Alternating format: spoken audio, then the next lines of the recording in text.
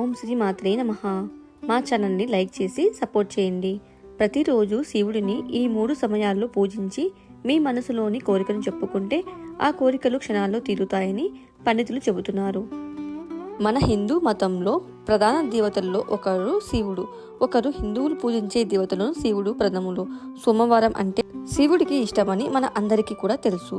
మనం శివుడిని భక్తి శ్రద్ధలతో పూజిస్తే శివుడు అనుగ్రహం మనపై ఎల్లప్పుడూ ఉంటుంది. అయితే శివుడిని ఎలా పూజ చేయాలి, శివ పూజ చేసేటప్పుడు ఎలాంటి జాగ్రత్తలు తీసుకోవాలి అనే విషయాలను దీంతో పాటుగా శివుడిని ఏ సమయాల్లో పూజించాలి దాని గురించి కూడా ఈ వీడియోలో వివరంగా తెలుసుకుందాం. వీడియోని చూస్తున్న వారు ఓం నమః శివాయ అని కామెంట్ పెట్టండి. అలాగే లైక్ చేసి షేర్ చేయండి. మా ఛానల్ని సబ్స్క్రైబ్ చేసుకోండి. శివుడు ఆజ్ఞ లేనిదే చీమైనా కుట్టదని అంటారు. అయితే ఈ సృష్టిలో జరిగే మంచైనా చెడైనా నవగ్రహాలకు అధిపతి అయిన శివుడు కరుణ ఉంటేనే ఎలాంటి గ్రహ దోషాలైనా తొలగిపోతాయట. ఆ పరమేశ్వరుని సోమవారం అంటే చాలా ఇష్టం. హిందూ మతం ప్రకారం వారంలోని 7 రోజుల్లో ఏదో ఒక దేవతకు అంకితం. ఇందులో సోమవారం అంటే అంకితమైన రోజు. సోమవారం నాడు విధి విధానాలలో భక్తి శ్రద్ధలతో పూజ చేస్తే ఆ మహాశివుడి కటాక్షం లభిస్తుంది అంటారు. కోరిన కోరికలు నెరవేరుతాయి. ఆ శివజకి ఒక చెంబుడు నీళ్లు స్వచ్ఛమైన భక్తితో పోస్తే చాలు, మన కోరికలన్నీ తీరిపోతాయి. సోమవారం వ్రత ఉపవాసాలతో పాటు కొన్ని పద్ధతులు పాటిస్తే శివుడి అనుగ్రహం కలిగి అన్ని కష్టాలు దూరం అవుతాయి. దీంతో పాటుగా ఇల్లంతా ధనధాన్యాలతో నిండిపోతుంది. సోమవారం రోజున ప్రత్యేకమైన పద్ధతులు ఆచరిస్తే శివుడు ప్రసన్నమై అన్ని కోరికలు నెరవేరుస్తారని చెబుతారు. శివుడి కటాక్షం కోసం ఎలాంటి పద్ధతులు ఆచరించాలని ఇప్పుడు తెలుసుకుందాం. జ్యోతిష శాస్త్రం ప్రకారం సోమవారానికి ప్రత్యేక మహత్యం ఉంది. ఒకవేళ వారంలోని మొదటి రోజు ప్రారంభం శివుని పూజలో ప్రారంభం జరిగితే వారమంతా భక్తులపై ఏ విధమైన కష్టం రాదని నమ్మకం. సోమవారం ఉదయం స్నానం చేసిన తర్వాత శివుడిని పూజించాలి. పూజా సమయంలో శివలింగంపై గంగాజలం సమర్పించాలి. ఆ తర్వాత నేతి దీపం, ఆవు నెయ్యి దీపం, చందనం బొట్టు పెట్టాలి. శివుడికి పూజ చేసే సమయంలో శివచాలీస, శివాష్టకం అలాంటివి చదవాలి. దీనివల్ల మన కష్టాలన్నీ, ఇబ్బందులు కొన్ని దూరం అవుతాయి. మనం ఏమైనా కోరికలు కోరుకుంటే త్వరగా పూర్తవుతాయి.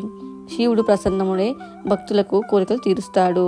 అలాగే వైవాహిక జీవితం దుఃఖంగా సుఖాలతో ఉన్నా లేదా పెళ్లిలో ఏ విధమైన సమస్యలు ఎదుర్కొన్నా సరే సోమవారం రోజు శివాలయంలో గౌరీ శంకర్లకు రుద్రాక్ష సమర్పించాలి. ఇలా చేయడం వల్ల ఆ వ్యక్తి కష్టాలను దూరం అవుతాయి, ధనవర్షం కురుస్తుంది. లింగ రూపంలో ఉన్న శివుని పూజిస్తే ఆ వ్యక్తి జీవితంలో ఉన్నత స్థానాలు చేరుకుంటాడని పండితులు చెబుతున్నారు.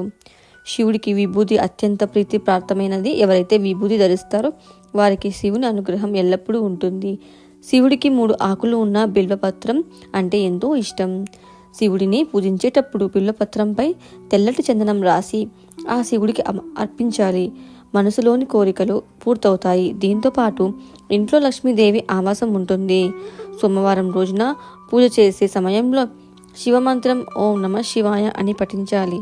దీనివల్ల ఇంట్లో ధనవర్షం కురుస్తుంది. ఆ వ్యక్తి ఆదాయంలో వృద్ధి కనిపిస్తుంది. ఇంట్లో శివలింగం పెట్టుకున్న వారు ఖచ్చితంగా జలధార ఉండేలాగా చూసుకోవాలి. జలధార లేకుంటే శివలింగం పెట్టుకుంటే నెగిటివ్ ఎనర్జీ అట్రాక్ట్ అవుతుంది. గుర్తుంచుకోవాలి, శివుడికి వెలగపండు అంటే ఎంతో ఇష్టం. వెలగపండుని శివుడికి సమర్పిస్తే దీర్ఘాయుష్యు సొంతం అవుతుంది. శివుడికి పూజ చేసే సమయంలో శివలింగంపై ఎట్టి కూడా కొబ్బరి నీళ్లు పడకుండా చూసుకోవాలి. చివరికి పూజ చేసే సమయంలో ఇలాంటి జాగ్రత్తలు తప్పనిసరిగా పాటించాలి. శివుడు అభిషేక ప్రియుడు. కేవలం నీళ్లు పోసి భక్తితో పూజిస్తే శివుడు ప్రసన్నం చెంది మనకు ఉన్న సమస్యలన్నీ, కష్టాలు తొలగిస్తాడు. అయితే శివుని అనుగ్రహం ఎల్లప్పుడూ మనపై ఉండాలంటే ఈ 3 సమయాలు శివుడికి ఎవరైతే పూజిస్తారో వారికి అష్టైశ్వర్యాలు సిద్ధిస్తాయి అని పండితులు చెబుతున్నారు. అందులో మొదటిది సూర్యుడు ఉదయించేటప్పుడు శివుడికి అభిషేకం చేసి పూజలు చేస్తే శివుడు ఇట్టే ప్రసన్నం అవుతైపోతాడు. మీ మనసులోని కోరికలు నెరవేరుస్తాడు. ఒక రోజుకి సూర్యుడు 3 దిశలు మారుతాడు.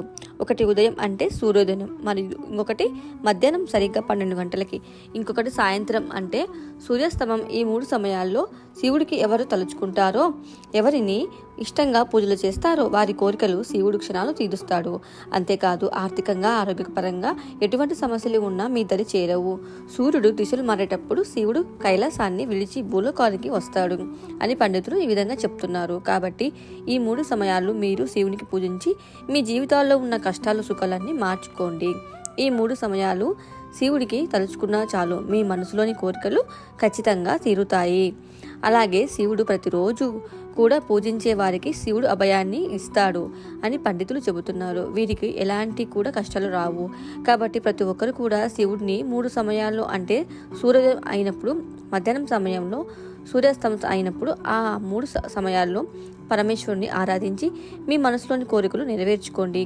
శివుడు అనుగ్రహం మీరు ఎల్లప్పుడూ ఉండాలని, మీ జీవితంలో ఎలాంటి కష్టాలు రాకుండా ఉండాలన్నా శివుడికి ఈ 3 సమయాల్లో పూజలు చేయండి. ఈ 3 సమయాలు శివుడిని తలుచుకున్నా చాలు, మీ కోరిక క్షణాల్లో నెరవేరుతాయి.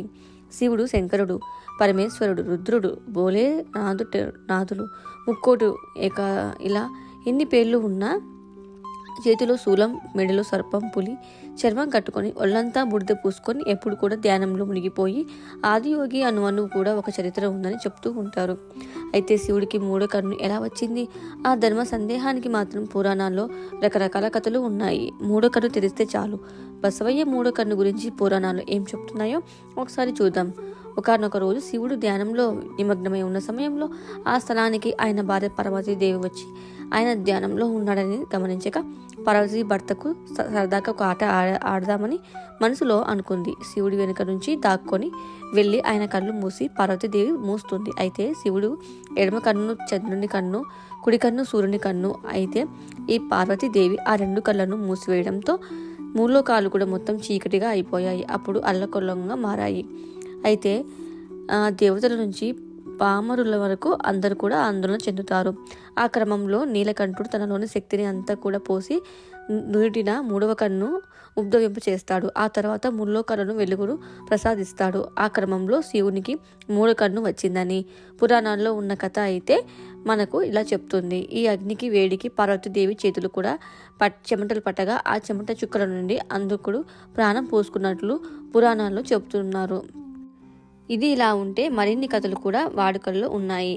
ఆది పరాశక్తి అంటే మీరు త్రిమూర్తులు అయిన బ్రహ్మ, విష్ణువు, శంకరులు సృష్టించింది. అయితే ఆ ముగ్గురిలో ఎవరో ఒకరు తనను వివాహం చేసుకోవాల్సిందే అని ఆదిపరాశక్తి ఆజ్ఞాపిస్తుంది. అందుకు మొదట ముగ్గురు కూడా నిరాకరిస్తారు. దీంతో తీవ్రాగ్రహానికి గురైన ఆదిపరాశక్తి తన 3వ కన్ను తెరిచి ముగ్గురిని భస్మం చేస్తానంటూ శపించగా పరమేశ్వరుడు ఈ సమస్య పరిష్కారం చేస్తాడు. అప్పుడు ఆ 3వ కన్ను తెరిచి కన్ను తనకి ఇస్తే తను వివాహం చేసుకుంటానని మాట ఇస్తాడు. అన్నట్లుగానే ఆదిపరాశక్తి శివుడికి 3వ కన్ను ప్రసాదిస్తుంది. ఆ 3వ కన్ను పొందిన వెంటనే శివుడు దాన్ని తెరచి ఆదిపరాశక్తి భస్మం చేస్తాడు. అలా భస్మమైన బూడిదను ఒక భాగాన్ని పార్వతిగా, ఒక భాగాన్ని లక్ష్మిగా, ఇంకో భాగాన్ని సరస్వతిగా సృష్టించాలని పురాణాలు చెప్తున్నాయి. ఇలా ఎన్నో రహస్యాలు దాగి ఉన్నాయి. అందరికీ ధన్యవాదాలు.